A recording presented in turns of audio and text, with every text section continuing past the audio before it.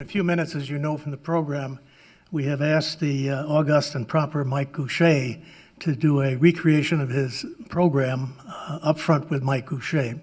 But you need a little bit of background before that, so I'll do it as quickly as I can. Competitive Wisconsin is an almost 40-year-old organization. For those of you who don't know, it's focused on development of public policy issues. We believe that collaboration and research are an essential part of that process. And we bring three criteria to it. We only focus on structural and systemic issues, so we're not competing with others. And the criteria we say is it necessary, is this an issue necessary to the state's economic and cultural, social well-being? Second, has it become an urgent issue demanding attention in some fashion? And thirdly, and often most important, that it is possible to do something about it. It is not about spinning wheels. So that is where we are today. And we are focused in this New Ways Forward exercise in terms of an action accelerator focused on workforce recruitment and retention. By way of background, the research has gone into this. We had three specific areas of research when we started out a little over a year ago. The first was the question of the workforce shortages. And as you can see, our findings are pretty what you already know. Our shortages in this state are driven by structural issues, including birth rates, aging, and low-end migration. Current efforts to address skill gaps and do more with existing populations are incredibly important. We have some of the best practice programs in the country in this state, but they are insufficient to meet the shortages on the horizon. That's the pivot point for us in terms of where we're going with this. Our second area of research, having reached that particular conclusion, was that we needed to understand what the competition was doing and what that meant for Wisconsin. Our key findings there: Wisconsin is trying to recruit and retain workers in a highly competitive market. Other states and communities around the country are driving a national competition for workers based on financial incentives, and Wisconsin has to improve its competitive capabilities. But as we do that, we have to do it without engaging in non-sustainable fiscal bidding wars. Our third area of research, therefore, was the question of how do we go about paying for something if we're going to do something different at this point in time. And the key findings there were that when jobs are not filled, public and private revenues are lost. There's a duh. It is possible, however, to quantify the value of revenues lost when jobs are not filled, which means it's possible to design recruitment incentives that could be financed with a relatively small portion of the public and private revenues generated when a job is filled, which means that it is possible to generate the revenues Wisconsin needs to fund a competitive workforce recruitment and retention effort and create new public and private revenues without raising existing taxes. That's the backdrop to what we're doing today as we start this program. Our hope for this Action Accelerator is not that it confirm what you already know. This isn't the idea that you don't know what you're talking about and we're going to give you a bunch of new numbers but that it energizes a process that enhances our ability to do two things: act effectively in a timely manner on what we do know, and act in ways that benefit the people, communities, businesses, and well-being of our state.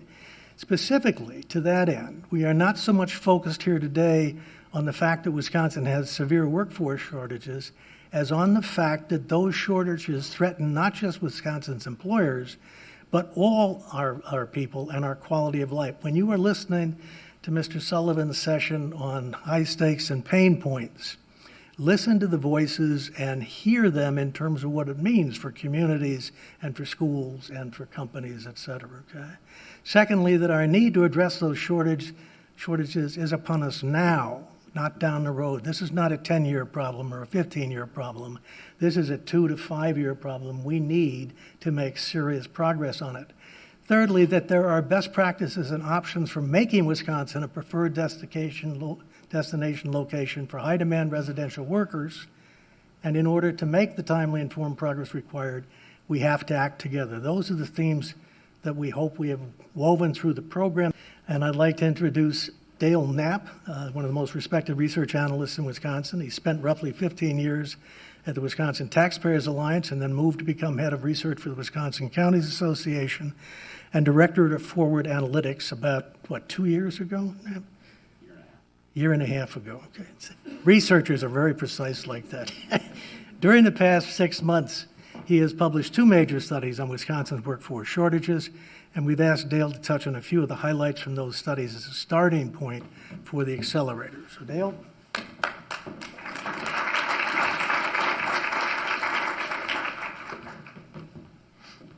Thanks, Jim. So I'm here to put numbers to the bad news that many of you know. There you go. So Forward Analytics is the research arm of the Wisconsin Counties Association, but we don't just do research for the counties. We're doing research on many of the big issues of the day.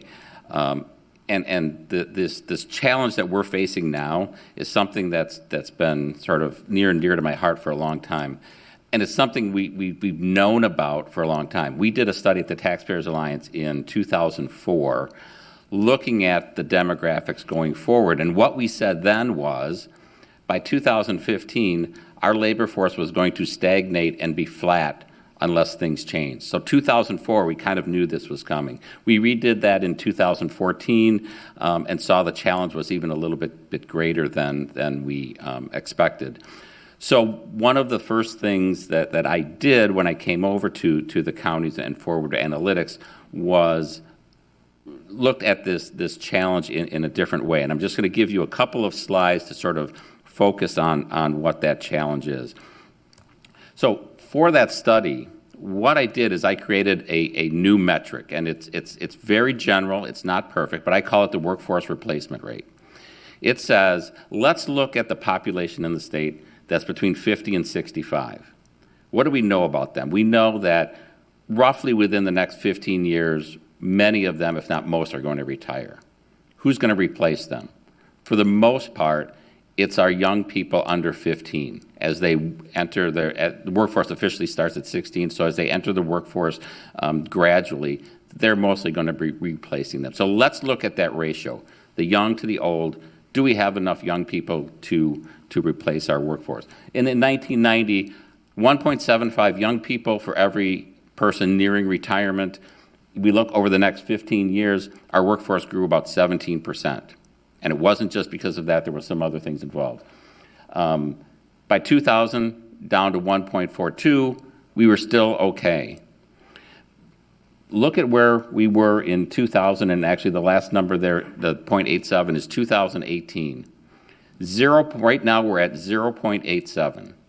So in other words, for every 100 people, 50 to 65, nearing retirement, we have 87 young people that will be entering the workforce over the next 15 years.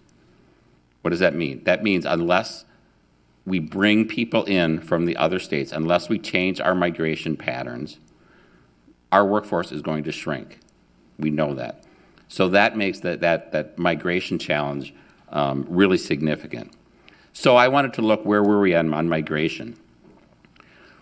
We've never been, and I looked at this across a variety of age groups, and I'm going to focus on a couple of the most key ones.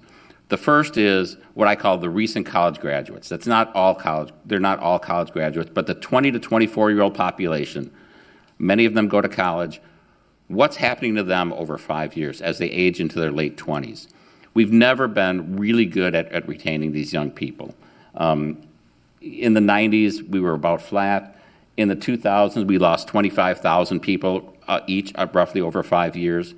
That's not gotten any better with the millennials. We're at about 30,000 between 2010 and 15 that we've lost.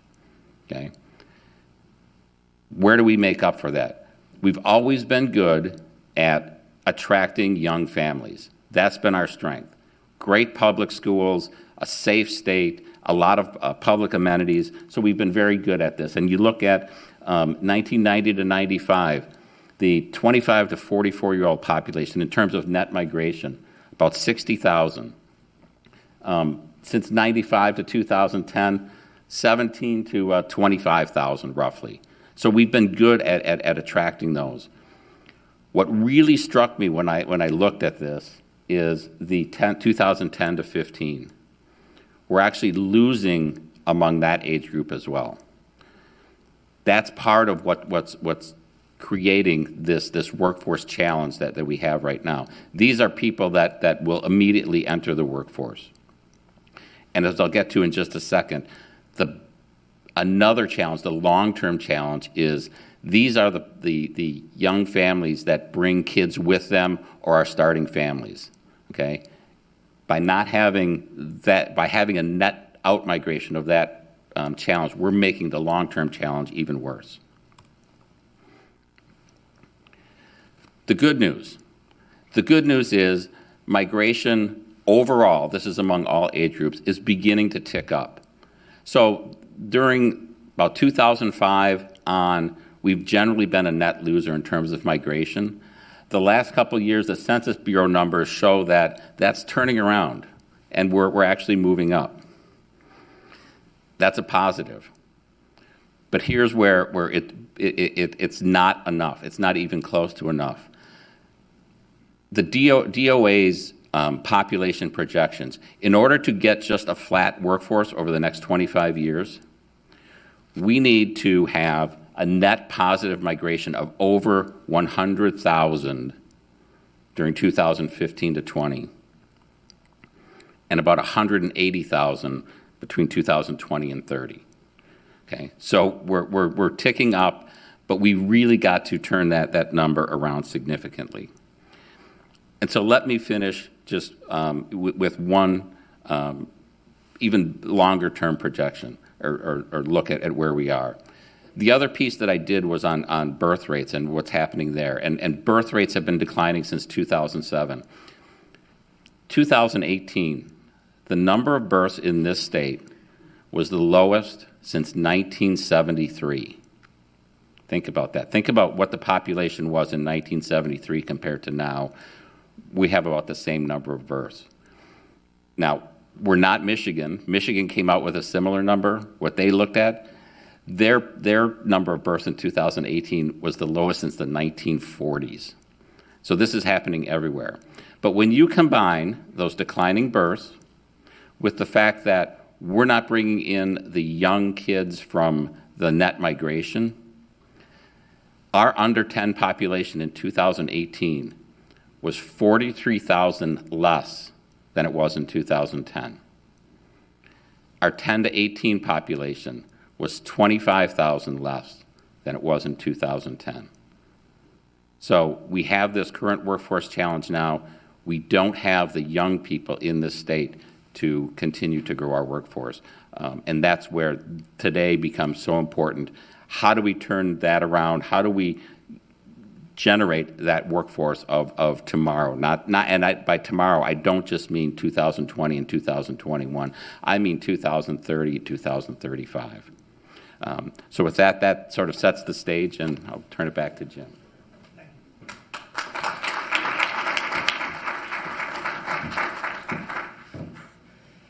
Thank you, Dil.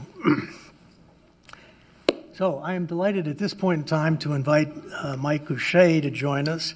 Mike, as I think most of you know, ran his own program up front with Mike Goucher, but he's a longtime journalist, and I actually first met Mike in 1982. He was a cub reporter. I won't tell you what I was doing in 1982, but he now serves as a distinguished fellow in law and public policy at Marquette University Law Schools. He's an award-winning journalist, explores important public policy issues through his work at the Lubar Center for Public Policy Research and Civic Education. He has earned numerous national and local honors during his journalism career. In 2011, the Chicago chapter of the National Academy of Television Arts and Sciences presented Mike with its Silver Circle Emmy for contributions to broadcast journalism. He's a member of the Wisconsin Broadcasters Association Hall of Fame, the Milwaukee Press Club Hall of Fame, and has received the Associated Press's prestigious Carol Brewer Award for outstanding long-term contributions to journalism in Wisconsin.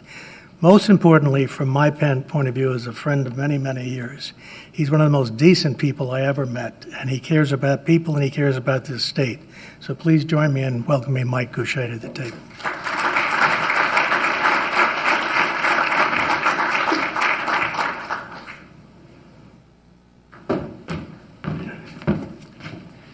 Thanks very much, Jim, for that very, very kind introduction. Good morning to everyone. Great to be with you today. What we're going to do is have a conversation for about 25 minutes with three folks who know a lot about this topic. And We had a brief introduction to Jim earlier. Yes, Jim was running for governor back in 1982 when we first met, and enjoyed getting to know him during that time. He's had quite a track record and served in the Lucy administration, among other things. And also, as he mentioned, chairman of the history department here at Carroll. So, Jim, good to see you again. Thanks for the invitation to be with you. We heard from Dale, the director of Forward Analytics, the research organization that provides state and local policymakers with nonpartisan analysis of issues affecting the state. As Dale mentioned, he was with the Wisconsin Taxpayers Alliance for a number of years, and everybody had great respect for him there. And also, Darren Bulow is a principal of Deloitte Consulting, national leader for Deloitte Consulting's real estate and location strategy practices. His services and strategies have guided over 200 major corporations with the deployment of people, facility assets, and equipment around the world. So welcome to all three of you. Good to have you with us. What I thought I'd do is just sort of go down the list here. And I'm going to start actually with Dale, because I want to follow up on a couple of things he had to say. And maybe, Dale, you can help us understand Wisconsin's challenge versus some of our fellow states in the Midwest, the Michigans, the Illinois. Are we facing the same problem? Are we all in this together? Yeah. So I think we are all in this together. One of the advantages that we have is that Illinois is our neighbor. Which is interesting. When you look at the numbers that I put up in terms of net migration by age between 2010 and 15, Illinois lost among every age group, every 5-year age group except one. That was the 20 to 24, the recent college graduate. So they were going to Chicago, obviously, but every other one they've been losing. But no, Illinois, Iowa, Minnesota, Michigan, in fact, really across the country, especially across the northern part of the country, everybody's facing some challenge in demographic challenge. And is the workforce shortage problem, particularly acute in certain parts of Wisconsin, for instance? It's less so in some parts of Madison or whatever, but it's really a challenge everywhere. It's a bigger challenge in the north, and here's why. In the north, one of the things that you typically saw was young people going to college. Where are all the universities in the state? They're south of Highway 29 for the most part. So they were leaving the north, coming south, and then many of them were heading back north. For the most part, you're not seeing that anymore. And so they're losing significant numbers of young women in particular, which means in terms of births, they're way down in births. So their challenges are even more acute than a lot of places in the South. And it's more rural than urban, but to some degree, everybody's facing the challenge. So Darren, you and your company have looked at this. You've looked around the country, and we know we are in a very, very competitive environment. A lot of places are trying to deal with this very same problem. What have you found in looking at what's going on around the country? Just how competitive is it? Yeah, thanks, Mike. So the demographic problem that we face as a nation it's definitely uneven in terms of how the states are going to experience it. In the South and the Southwest, places like Arizona, Texas, they're attracting people right and left. If you look at the net migration numbers for Dallas, they net migrate about 50,000 people a year into Dallas-Fort Worth. Austin is picking up over 150 people a day. That's about 56,000 people per year. And if you look at other kind of winners around the country, places like Nashville, places like Columbus, these are on par with Austin. Maybe not all the way up to where Austin is, but what's common about those cities? They're capital city, college towns, they're tech hubs. Those are magnets for people, and this is. Well, it's commonly said there's no. We might say this is not a zero-sum game. This is a zero-sum game. No question about it. For every one of those winners, there's a network of places that are losing people. And in economic development, if we think about how companies make location decisions, how people are moving with their feet, economic development needs to be able to articulate the workforce that they have, the current supply demand, the workforce of the future, how many kids are coming out of school, and is this a place where people are moving to? And places like Nashville, Austin, Columbus, they can check the box on all three of those. And our research shows that Wisconsin is struggling to check the box on all three of those. Our current demand for talent in the state is outstripping supply. We saw from Dale's numbers the forecasted future flow of talent without thinking about people moving in or out is not going to meet demand for talent. And then compounded with the fact that Wisconsin is a net migration exporter. All of those things put us behind the other stars of our country. And briefly, Darren, so these places who face the same problem we're facing right now, what are they doing? Can you give us some examples of what our competitors are doing to attract and retain talent? Yeah, it's interesting, the shift that, well, traditionally in economic development, there's always been incentives for employers to build plants or move corporate headquarters, create jobs. We want those tax revenues, we want the jobs. And the shift that's been occurring over the last especially 5 years is we've seen an emergence of incentives that are going right to people, to workers. And so communities and states, especially in the Northeast and in the north of our country, have put in place a number of incentives just to try to get people to move in. One example of that is Vermont. Vermont has a fairly well-known remote worker program where they are offering a 2-year up to $5,000 a year award to an employee that would move to Vermont and work remotely. They announced the results of that program, and so far they've been able to attract in less than a year 290 workers that have qualified under that program, most of whom brought a second adult and several scores of kids with them. So Vermont just last week announced that they're going to expand that program. It's not just going to be for next year, not just apply for remote workers, but they're going to expand that to any non-Vermont resident that moves into the state. That they'll be able to qualify for an up to $5,000 reimbursement of relocation expenses. And they were also targeting it for certain portions of the state. If the employee moves to perhaps some underserved or more rural areas, they can get a 50% bonus, up to $7,500 over 2 years. So, this is happening. We're tracking over 20 programs like this across the country, most of which in the Northeast and in the North.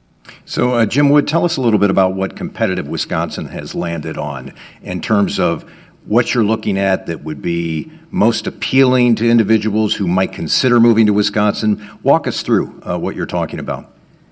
Okay, this is what my son calls getting into the weeds, so I'm going to try to not get too much into the weeds here. The bottom line is, as I mentioned earlier, is that we started with the premise that in this day and age, one of the flip sides of workforce shortages is that you wind up with eroding tax bases, which means that there isn't a lot of money to go around. So if you're going to do something new, getting from point A to point B requires you're talking to people about how you're going to pay for it. So we went to look at the workforce shortages to try to understand where the revenue streams were.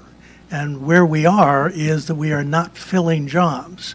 The Department of Workforce Development at the moment lists some 62,000 projected openings in the top 50 job categories in the state of Wisconsin.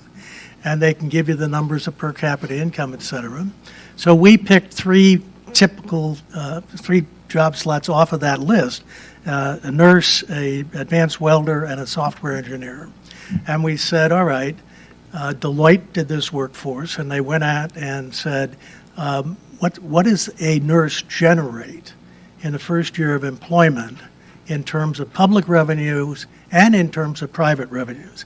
And we generated those numbers, and so in the public sector you get direct impact, which is pretty much state tax and some local tax, indirect, which is directly related to the job creation, and induced, which is a combination of the two.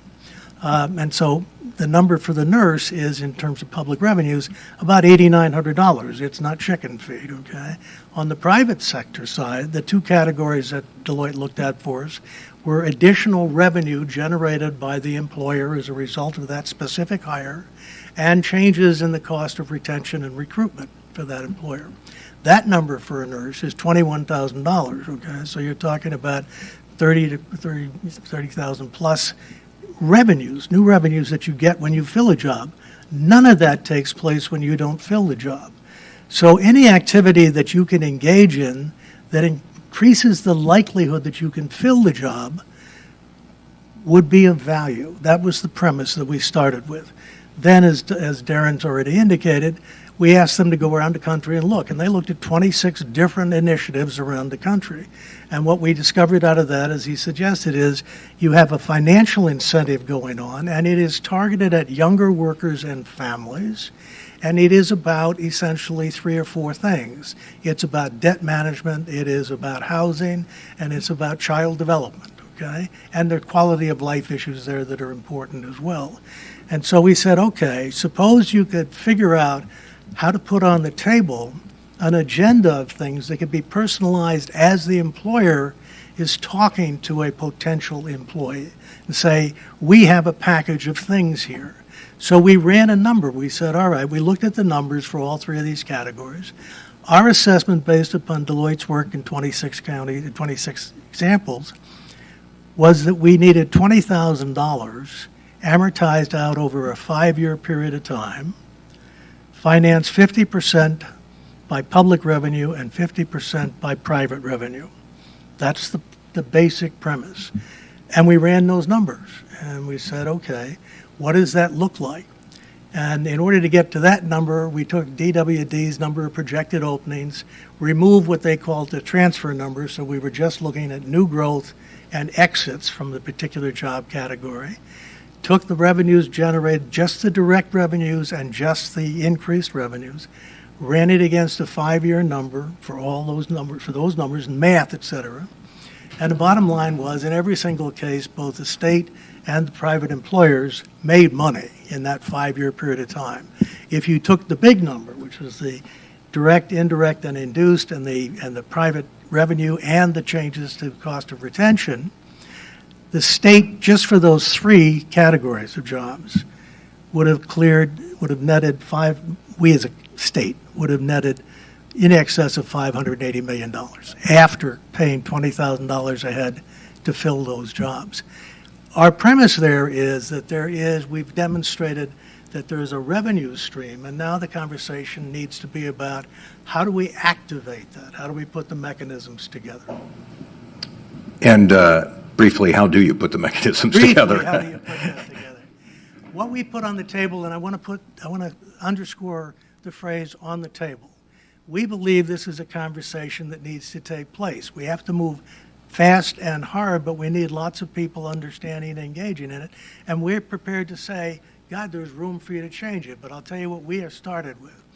We said, where you have workers either in the state or outside the state, and our goal here is to turn Wisconsin into a preferred destination for residential high-demand workers. Okay, that's a goal, right?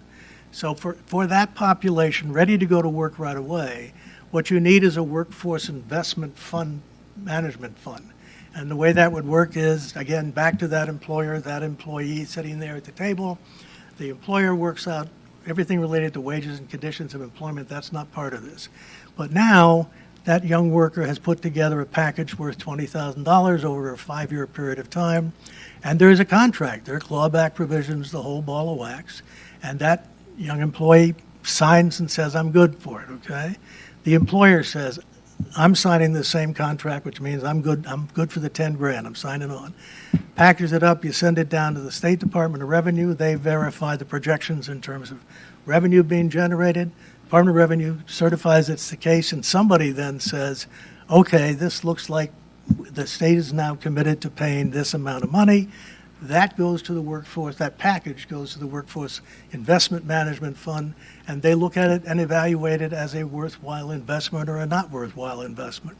If they say it's a worthwhile investment, it starts right away, but no money gets paid until the first tax dollar is paid. So you're not creating jobs, you're filling jobs. It's a different exercise.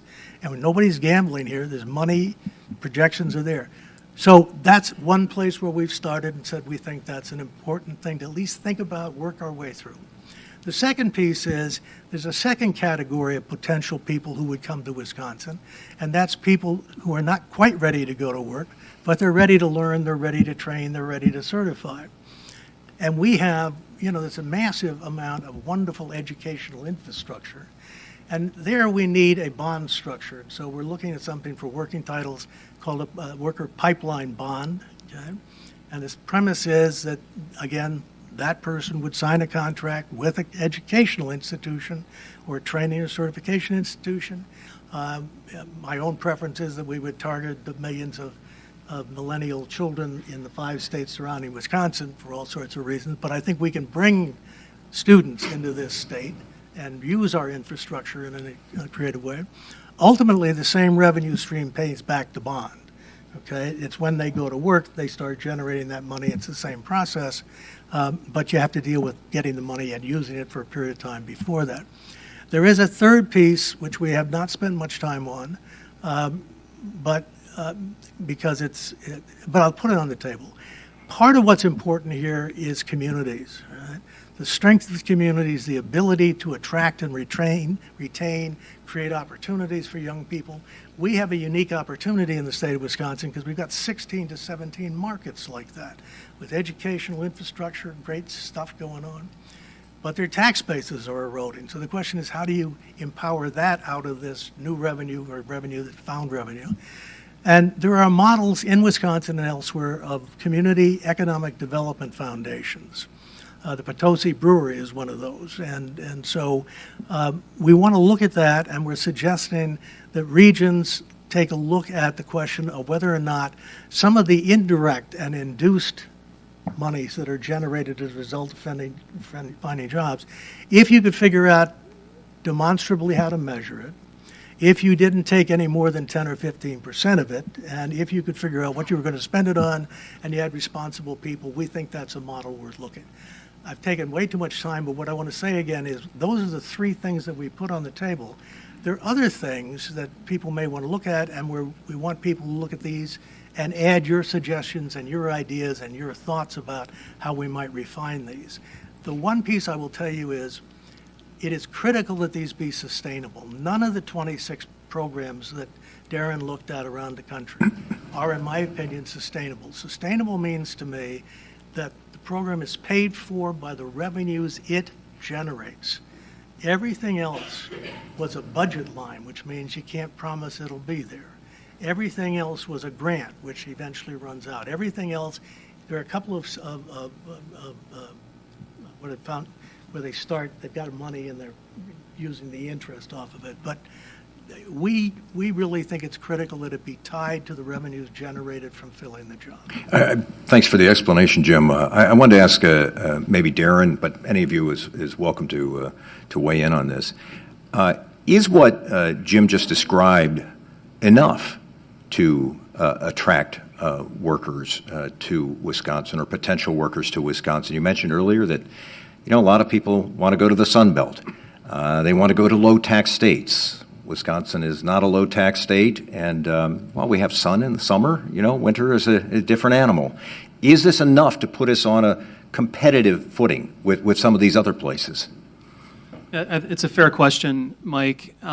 It's safe to say that the structure that Jim has outlined with a potential $20,000 benefit over 5 years to the worker, that's significant. It compares very favorably to the other programs that are out there, most of which are in the $5,000 or $10,000 value range. I think it's interesting to note the sustainability comment that Jim had. I think that's really important. That under this proposed structure, we're not, the state and the private companies are not giving away money that they're not collecting. So it's once the job is filled and it's certified, then and that the taxes are rolling in, then that is in effect rebated. But will it move the needle? I think it'll make a difference for some workers that are trying to decide between different options, that maybe would be mulling offers by employers in the state, and this kind of program, which doesn't exist today, could definitely tip the scales. I do think this is something that should be piloted. We should see how it works. If it's decided to go forward, see how it works, see what the results are, publish an annual report, and make decisions about whether or not it's something that the state should continue in the future. Dale, you've been talking about this since 2004. Is this one of the first pretty well thought out design plans to address this, or have there been others that just haven't gotten wind behind them? I think this is well thought out. I think I want to answer the question of is please. this enough? Mm-hmm. And I think it's a start. But one of the things I think is millennials, the generation that's following them, are different than most of us in the room. In that, when we were young, we found a job and we moved to whatever city that was that offered us that job. Millennials are a little bit different in that, for many of them, they're willing to move to a city, a community that they think they like, and they're figuring they can find a job. So one of the other pieces here, I think, is we have great educational institutions, et cetera, but we have to also make sure that our municipalities, our counties are attractive to that generation.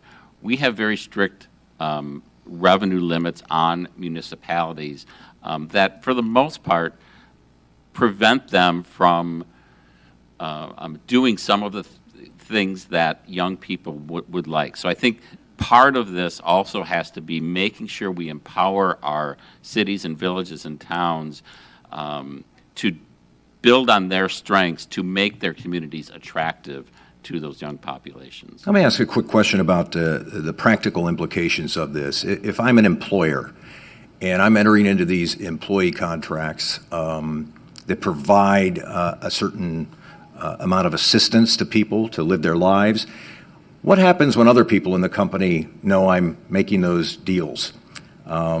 Is that a problem for you? Does that create an upward pressure on a whole bunch of different metrics for an employer? So the short answer and honest answer is yes. Okay, but you can't do this anymore without talking about context.